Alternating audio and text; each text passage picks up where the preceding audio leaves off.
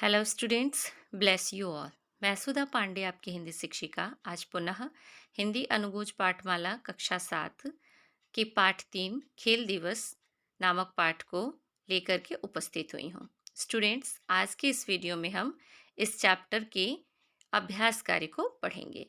इसके पहले की वीडियोस में हम लोगों ने इस चैप्टर के पाठ परिचय को, उसके जीवन मूल्य को, इस चैप्टर से हमें क्या सीख मिलती है तथा इस चैप्टर के सारांश को हम लोगों ने ऑलरेडी पढ़ लिया है।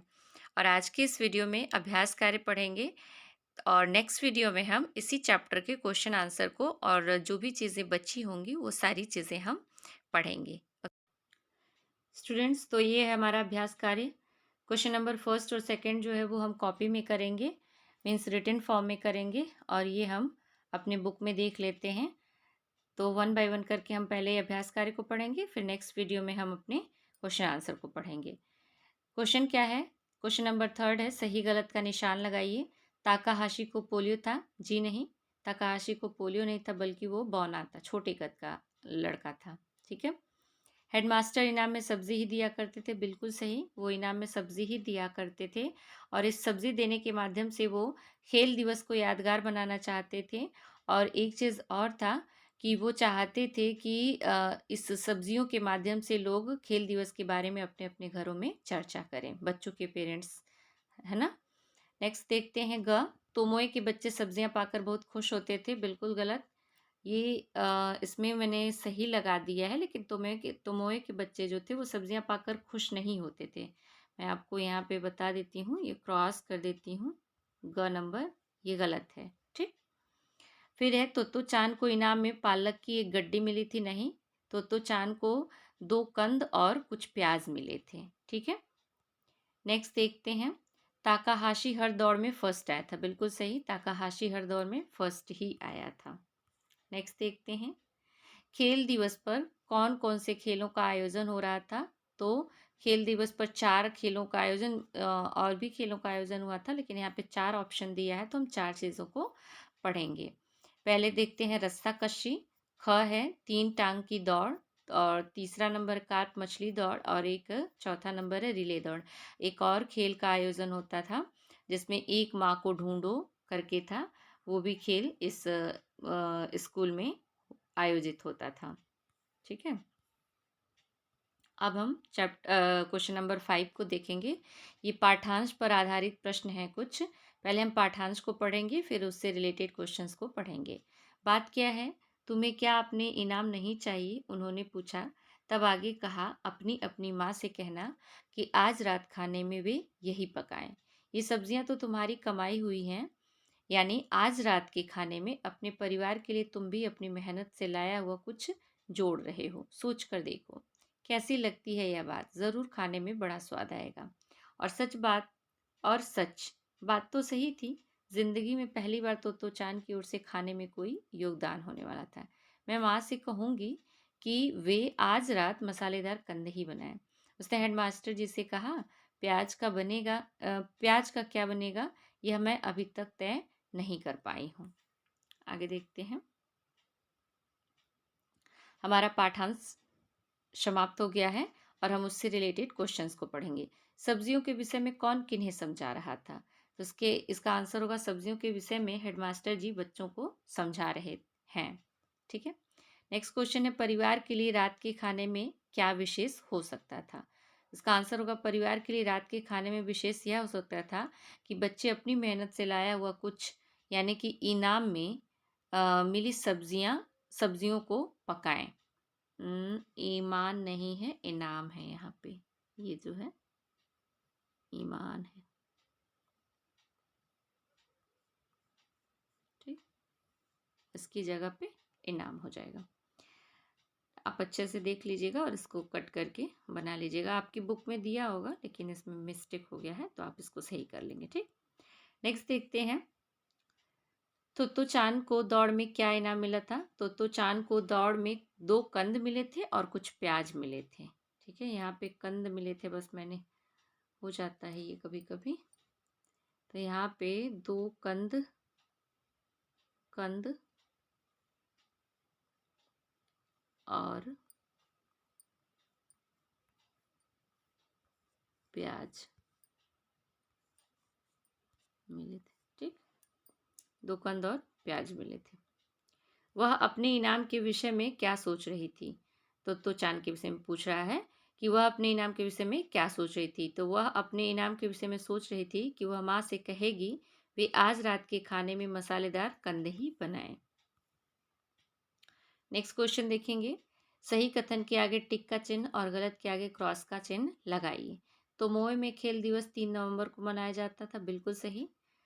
कार्प मछली दौड़ में एक ही बार में 4 बच्चे हिस्सा ले सकते थे, बिल्कुल नहीं, सिर्फ 3 ही बच्चे हिस्सा ले सकते थे उसमें।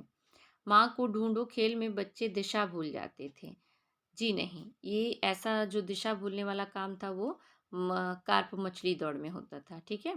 नेक्स्ट, कार्प मछली दौड़ में कार्प मछली खेल में बड़ों की भागीदारी अति आवश्यक थी, बिल्कुल नहीं। ये जो बड़ों की भागीदारी थी वो एक माँ को ढूंढो नामक खेल में आवश्यक होती थी। और बच्चों को ताकाहाशी की जीत की बहुत अच्छी लगती थी, बिल्कुल नहीं। सारे बच्चे सोच रहे थे कि सारे दौड़ में यही क्यों फर्स्ट आया है, और सब उसको हराने के लिए अगली बार मन बना रहे थे, लेकिन कभी वो उसको हरा नहीं पाए। ठीक है, ये अलग बात थी कि कभी कोई बच्चा ताकाहाशी को हरा नहीं सका। अनेक शब्दों के लिए एक शब्द लिखना है, भाषा कौशल से रिलेटेड क्वेश्चंस हैं। देखते हैं। क, देखने वाले को क्या कहते हैं? दर्शक। सुनने वाले को श्रोता। विद्यालय में पढ़ने वाले विद्यार्थी को क्या कहते हैं? विद्यार्थी। बेलन के आकार जैसा बेलनाकार होता है। अध्यापकों में सबसे प्रमुख को प्राध्यानाध्यापक कहते हैं, प्रधानाध्यापक। चलते हुए चित्र को चलचित्र कहते हैं। विद्यालय में खेलों का दिन, इसको क्या कहते हैं? खेल दिवस कहते हैं। ठीक है। नेक्स्ट देखते हैं। दिए गए शब्दों के लिए हिंदी शब्द लिखिए। माहौल, वातावरण, कोशिश, प्रयास, इनाम, पुरस्कार, सुर्खी, लालिमा, खास, विशेष, शामिल, सम्मिलित, इजाज़त, अनुमति। इजाद मीन्स खोज या आप आविष्कार भी कर सकते हैं। इसका सही पूछे तो आविष्कार ही, आप ब्रैकेट में आविष्कार भी लिख सकते हैं। मैं आपको आविष्कार लिख के दिखा देती हूँ। ठीक है,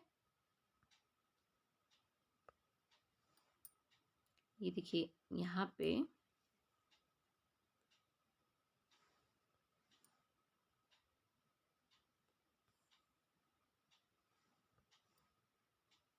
आविष्कार।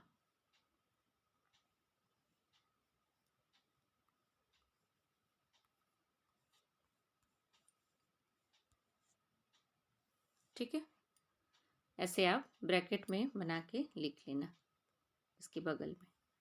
नेक्स्ट देखते हैं। निम्नलिखित वाक्यों में उपयुक्त स्थान पर उचित विराम चिन्ह लगाइए। तब सब चिल्लाते, यहाँ पे कॉमा लगेगा और इन्वर्टेड कॉमा में रहेगा जोर लगा के हैया। नेक्स्ट है ख, बात क्या है? तुम्हें क्या अपने इनाम नहीं चाहिए? ठीक है, यहाँ पे क्वेश्चन मार्क लगेगा। बच्चों के हाथ में मूली, कॉमा, कंद, कॉमा, पत्ता गोभी और पालक देखी जा सकती थी, पूर्ण विराम। बाकी स्कूलों में उन दिनों इनाम में कॉपियाँ, कामा, पेंसिल या रबड़ दिए जाते थे, पूर्ण विराम। वाह, यहाँ पे आएगा साइन ऑफ एक्सक्लेमेशन, यानी कि विस्मयादिबोधक चिन्ह। तो बात तुम्हारी समझ में आ गई, उसके बाद क्या हो जाएगा? पूर्ण विराम हो जाएगा। नेक्स्ट देखते हैं। बहुवचन लिखना है। ठीक है, क्वेश्चन नंबर 4 भाषा कौशल का है।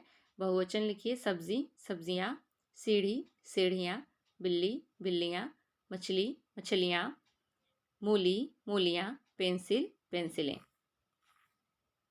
नेक्स्ट देखते हैं। भाषा कौशल।